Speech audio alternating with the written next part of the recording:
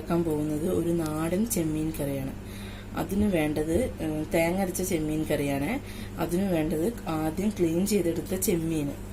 ഇതാണ് ഞാൻ ക്ലീൻ ചെയ്തെടുത്തത്. ഇത് വലിയ ചെമ്മീൻ ആയതുകൊണ്ട് ഞാൻ 2 കഷ്ണമായിട്ട് മുറിച്ചതാണ്. പിന്നെ ചെമ്മീൻ ഇതേപോലെ ഇങ്ങനെ ഞാൻ ചെമ്മീൻ ക്ലീൻ ചെയ്യുന്ന സമയത്ത് നടുവിൽ ഇതേപോലെ കീറിയിട്ട് അതിൻ്റെ ഉള്ളിലൊരു നാര് പോലെ സാധനം ഉണ്ടാവും. ആ നാരെടുത്ത് കളയാറാണ്. അത് ചിലവർക്കത് വയറുവേദനയൊക്കെ എടുക്കുമെന്ന് പറയും. അപ്പം ആദ്യം തന്നെ ഞാൻ ചെമ്മീൻ ഇടുകയാണ് ഇതിലേക്ക്. അപ്പോൾ ചെമ്മീൻ ഇട്ടിട്ട് ചെമ്മീൻ ഇതിലേക്ക് ഇട്ടു.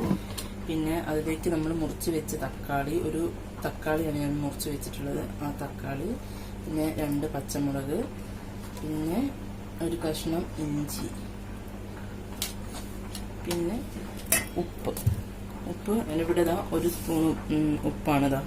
ഒരു നുള്ള്, ഒരു സ്പൂണൊന്നും വേണ്ട, ഒരു നുള്ള് ഇത്ര ഇട്ടാൽ മതി. പിന്നെ നോക്കിയിട്ട് അതിന് ശേഷം ഇട്ടാൽ മതി. പിന്നെ കുറച്ച് നമ്മളെടുത്ത് വെച്ച മഞ്ഞൾപ്പൊടി, എടുത്തു വെച്ച മഞ്ഞൾപ്പൊടിയാണ് ചേർത്ത് കൊടുക്കുന്നത്. 1 ടീസ്പൂൺ മഞ്ഞൾപ്പൊടി ഇതിലേക്ക് ചേർത്ത് കൊടുക്കുക. പിന്നെ 1/2 ടീസ്പൂൺ മുളക് പൊടിയും ചേർത്ത് കൊടുത്ത് നന്നായിട്ട് മിക്സ് ചെയ്യാണ് വേണ്ടത്. എന്നിട്ട് ഇതിലേക്ക് ആവശ്യത്തിന് വെള്ളവും ചേർത്ത് കൊടുക്കുക. വെള്ളം ചേർത്ത് നല്ല ഇളക്കി കൊടുക്കുക. ഇളക്കിയതിന് ശേഷം ഇനി ചെമ്മീൻ കറിയിലേക്ക് വേണ്ടത് ഇത്ര പോകുന്ന പുളിയാണ് വേണ്ടത്. ഈ പുളിയുടെ ചെറിയ കുറച്ച് പുളി എടുക്കുക. എന്നിട്ട് അതിലേക്ക് വെള്ളം ഒഴിച്ച് വെക്കുക. അതൊന്ന് കുതിർന്ന് കിട്ടാൻ വേണ്ടിയിട്ടാണ് വെള്ളം ഒഴിച്ചിട്ട് നമ്മളൊന്നും ഇങ്ങനെ കുതിർത്തി എടുക്കരുത്. ഒരു കുതിർത്തി എടുത്തതിന് ശേഷം കുതിർത്തി എടുത്തിട്ട് ആ വെള്ളം മാത്രം നമുക്കതിലേക്ക് ഒഴിച്ചു കൊടുക്കാം.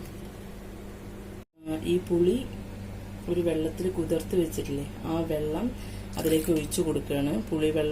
കുറച്ച് പുളിവെള്ളം ഇതിലേക്ക് ഒഴിച്ചു കൊടുക്കുക. നമ്മൾ അരച്ചു വെച്ച തേങ്ങ, ഇതാണ് നമ്മൾ അരച്ചു വെച്ച തേങ്ങ. അപ്പം ആ അരച്ചു വെച്ച തേങ്ങ അതും ഇതിലേക്ക് ചേർത്ത് കൊടുക്കുക.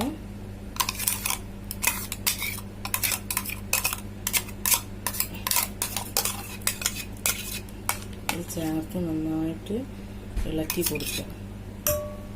പിന്നെ അടുപ്പിലേക്ക് വെച്ച് കൊടുക്കുകയാണ്. അടുപ്പിലേക്ക് വെച്ച് കൊടുത്ത് ഒരു 10 മിനിറ്റ് ടൈം കൊടുക്കുക. അത് തിളയ്ക്കാനുള്ള. അപ്പം നല്ലോണം തിളയ്ക്കുന്ന വരെ നമ്മൾ വെയിറ്റ് ചെയ്യുക.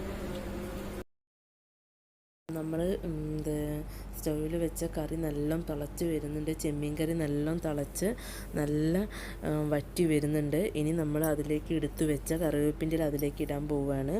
ഇനി നമ്മൾ അതിലേക്ക് കറിവേപ്പിൻ്റെ ഇട്ട് കൊടുത്ത് കുറച്ച് നേരം വെയിറ്റ് ചെയ്യണം. കാരണം ആ സ്മെല്ലൊക്കെ നല്ലോണം കിട്ടണം. ഇപ്പോൾ ചെമ്മീൻ കറി ആയിക്കഴിഞ്ഞു. നല്ല സ്മെല്ലൊക്കെ വരുന്നുണ്ട്.